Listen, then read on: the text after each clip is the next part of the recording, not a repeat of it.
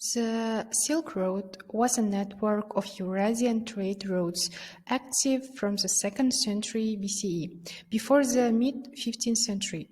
Spanning over 6,400 kilometers, it played a central role in facilitating economic, cultural, political, and religious intersection between the East and the West.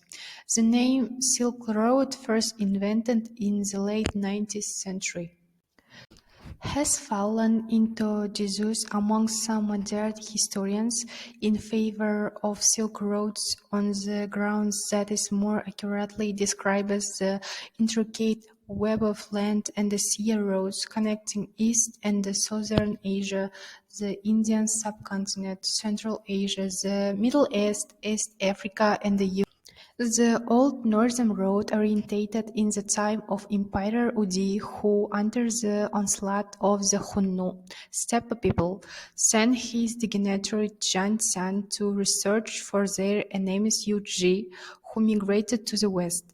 They established allied relations with them. During the journey of 138 and 126 BC, Zhang San, who researched Bactria, saw horses in the Fergana that struck him with their beauty and strength. He reported to the emperor about the absence of silk weaving. The Old Northern Road in other countries and advised the empire to export silk abroad in exchange for beautiful horses as well as sweets, fruits, wine, etc.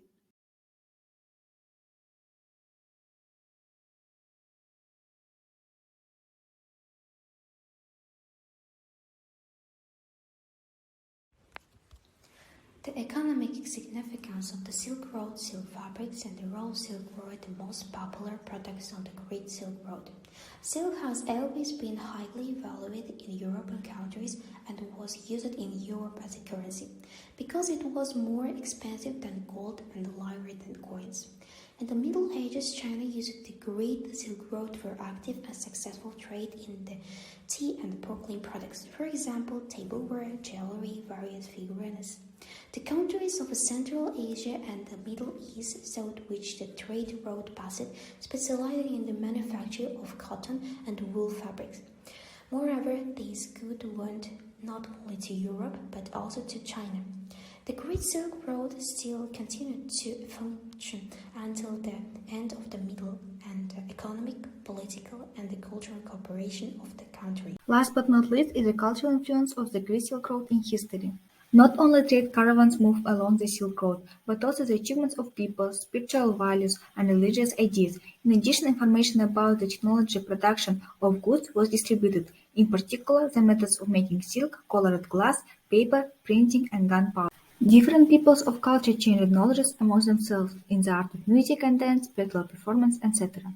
There was a spread of world religions, Buddhism and Islam from the east, Christianity from the west. Missionary work and pilgrimage contributed to the spread of such religions as Judaism, Manichaeism, and Zoroastrianism.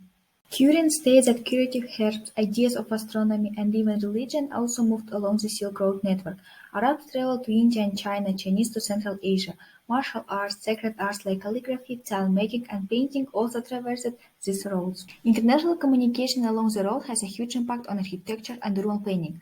Architectural styles and construction techniques of many countries combine building of Central Asia. All of them were created not only by Central Asian architects, but also by masters from Iran, Azerbaijan, Armenia, Iraq, Syria, India. To illustrate that, the magnificent buildings of Timur in Samarkand, the Saray Palace in Shahrizad, the mausoleum of Khoja Ahmed Tesawi in the Yazd. The Great Silk Road has left a huge mark on the history of the whole world. This influences the development of communication between Western and Eastern cultures. Today, the Silk Road remains a trade route that provides an outstanding model of long-term peaceful interaction between different societies and civilizations.